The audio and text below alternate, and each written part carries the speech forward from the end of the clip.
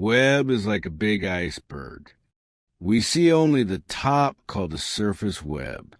This part is small and easy to find with Google or Bing. It holds news pages, shops, and videos that anyone can open. Under the top sits the deep web. The deep web is much bigger.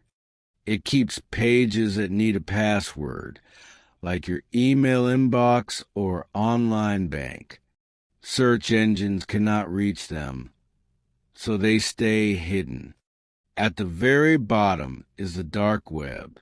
It is the smallest part, but it is the hardest to reach. You need special tools to visit it. On the dark web, people can talk or trade without showing their names or places. Many people mix the deep web and the dark web. They are not the same. The deep web hides information, but you can still open it with a normal browser if you have the right login. The dark web hides both the pages and the visitors. It uses secret routes and heavy math codes called encryption. This makes tracking very hard. Think of the 3 layers like rooms in a house. The front room is the surface web, bright and open. The back rooms are the deep web, locked but normal. The dark web is a secret cellar with no windows. You need a special key and a map to get inside.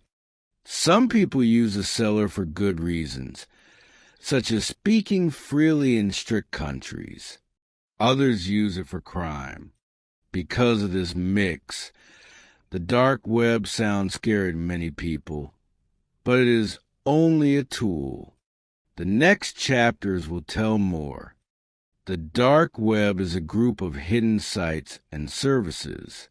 They sit on dark nets, which are networks built on top of the normal internet. The most well-known darknet is Tor, short for the Onion Router. When you use Tor, your traffic passes through many volunteer computers. Each stop peels away a layer of code, like layers of an onion. No single stop knows the full path. This keeps your name and location secret. The web addresses on Tor end in .onion, not .com. They do not appear in Google. A dark web page works much like any other page. It has text, links, and pictures. The big difference is privacy. The site hides its server address, and the visitor hides too. This double cloak can help people who fear punishment, such as whistleblowers, reporters, or citizens living under strict rule. It lets them share news, offer tips, or store files without easy tracing. Yet privacy also helps criminals. Markets on the dark web sell stolen credit cards, drugs, fake passports, and hacking tools. Payments often use Bitcoin or other coins that do not show real names. Police can still break these markets, but it is hard and slow. When one market closes, another may open in days. Thus, the dark web is both a shelter and a risk. Knowing its true nature helps you stay calm and think clearly. It is not pure evil, but it is not a safe theme park either. It is simply a hidden street with little light. The dream of secret online talk started long ago. In the 1960s, U.S. scientists built ARPANET to keep messages moving even if parts of the network broke. Years later, in 1990, a student named Ian Clark made Freenet, an early tool for sharing files in secret. In the mid-1990s, the U.S. Naval Research Lab began onion routing to protect spy chats.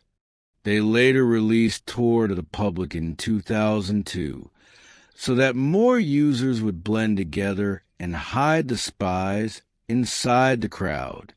The phrase dark web first appeared in 2009 when writers spoke about hidden crime sites. In 2011, Ross Ulbricht opened Silk Road, a famous drug market that used Tor and Bitcoin. Silk Road showed the world how a darknet shop could run.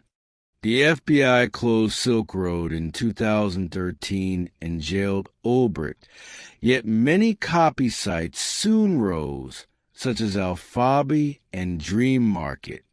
Over time, the dark web grew from a small lab idea into a global maze. New tech like blockchain and stronger codes keep it alive.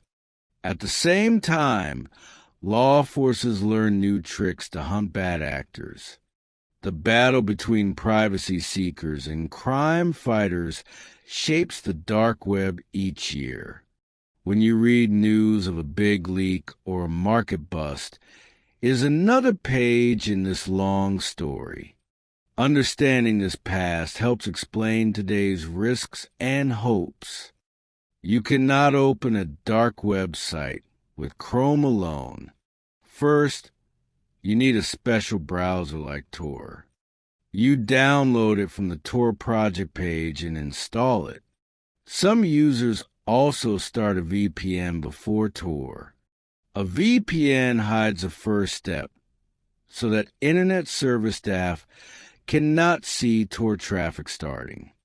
After Tor opens, you type a .onion link. But how do you find that link? You can look at public lists, forums, or ask friends. Be careful. Many links are traps with malware or scams. When you click, Tor sends your request through 3 random relay servers. The first sees only your computer, not the final site. The last sees only the final site, not your computer. This route changes each time you start Tor, adding more cover. To stay safer, experts say, never give your real name, never use the same email as on normal sites, never download files and open them while online, and always update Tor. Do not turn on scripts or plugins. They can leak your true IP. If you follow these steps, you lower, but do not erase, danger. Remember, the dark web is like walking in a dim alley at night. Move with purpose. Keep eyes open and leave when done.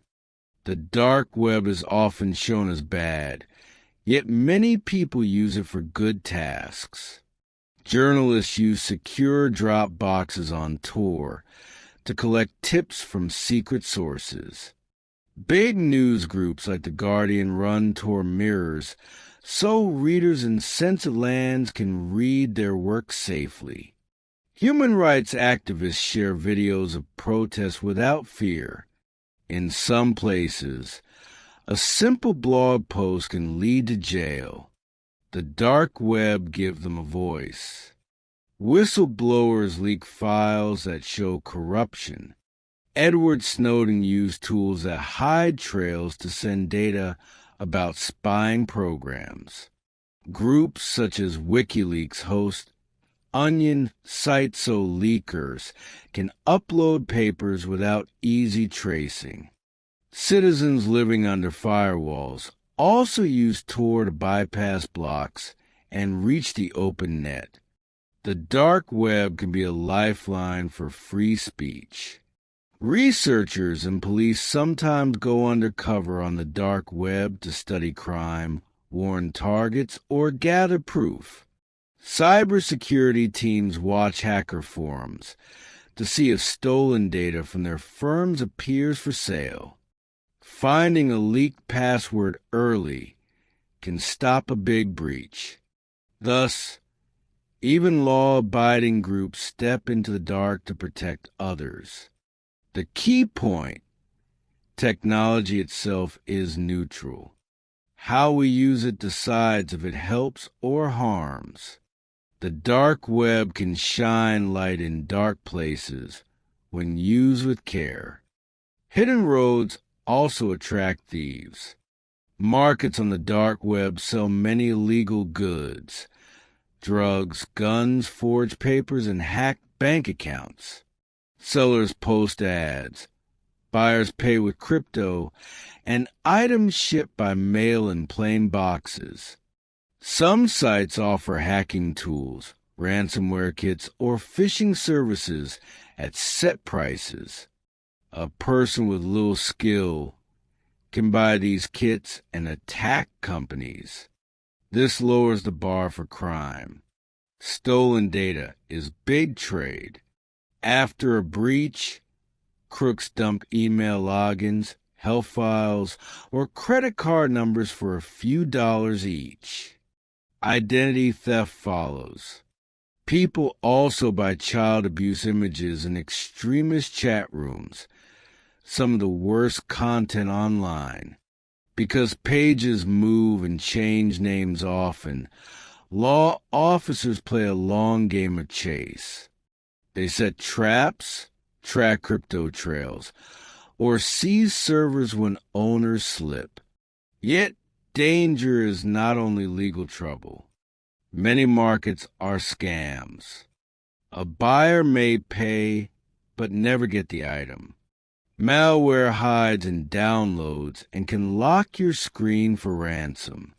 Law forces also run honeypot sites to catch suspects. Entering the crime lanes can risk jail, money loss, and moral harm. The dark web is not a magic shield against the law. It only slows the trace. Wrong acts remain wrong. Even curious users face strong risks on the dark web. First is malware. Many pages push files that can steal data, take webcam photos, or join your device to a bot army. One wrong click can break your computer. Second is phishing. Fake login pages ask for your email and password, then sell them. Third is scams. A shop can vanish after taking your crypto. No receipt, no return. Fourth is shock. Some sites show violent or disturbing images. They can hurt mental health. Fifth is legal risk. Even if you just browse, your traffic may hit a server watched by police. Your name could appear in a case until cleared. Sixth is leaks. If you forget to close other apps, run scripts, or open a document outside Tor, your real IP can slip out. To lower risk, use strong antivirus, block scripts, never reuse passwords, and leave fast if a page looks odd. Think twice before downloading anything. Understand local law, too. In some places, just entering a banned site is a crime.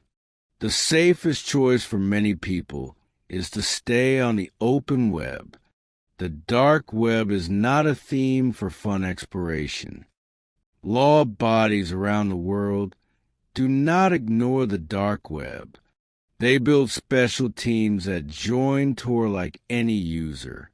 They create fake accounts, buy small amounts of goods, and track sellers. They also study crypto moves. While Bitcoin hides names, every payment is in the public ledger. With smart math and subpoenas to exchanges, police can link coins to people. That is how they found Silk Road's founder. Another tool is hacking. In some busts, agents got control of a crime site and placed code that revealed visitor IPs when they loaded images. Courts must approve such moves, but they work. Police also share data across borders. A server in one country, a buyer in another, a seller in a third. Only teamwork can close a ring. Big operations like the 2017 Alphabi takedown used FBI, Europol, and local teams. Still, every win is hard. When one market falls, users scatter and new sites rise. Some move to decentralized platforms that have no single server to seize. The chase keeps going. This cat and mouse story shows that true safety is not in perfect hiding, but in lawful living.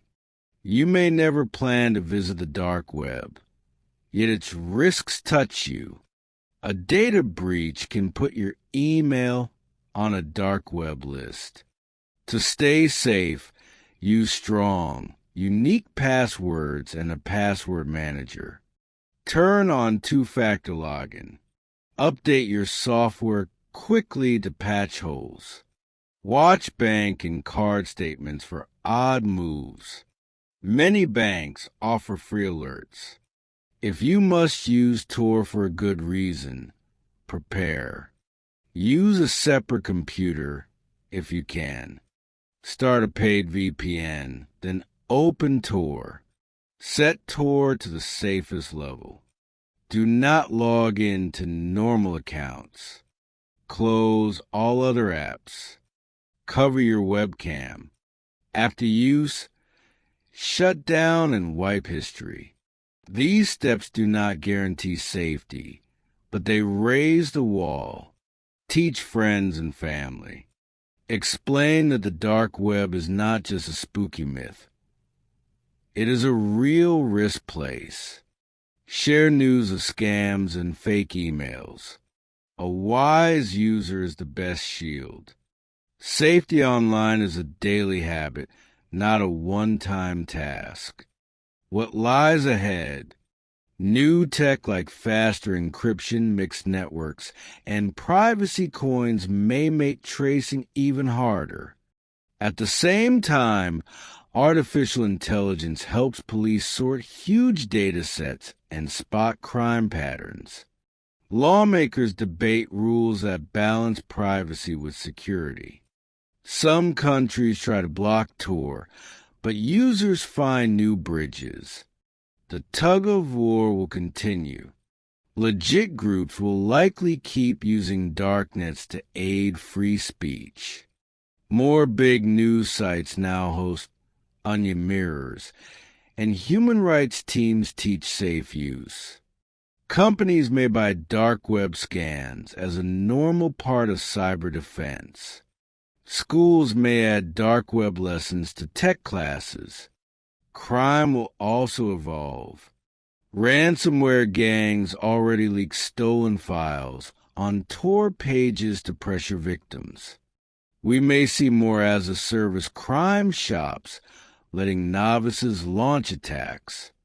Crypto rules may tighten to slow money flow, but crooks may shift to privacy coins or gift cards. In short, the dark web is here to stay. It will change shape, but it will not vanish. Like any tool, it can help or harm. Our job is to learn, stay alert, and choose wisely.